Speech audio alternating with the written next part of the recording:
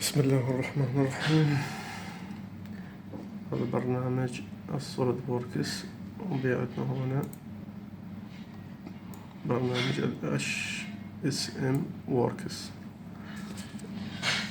طبعا هاي القطعة هيك طلعت.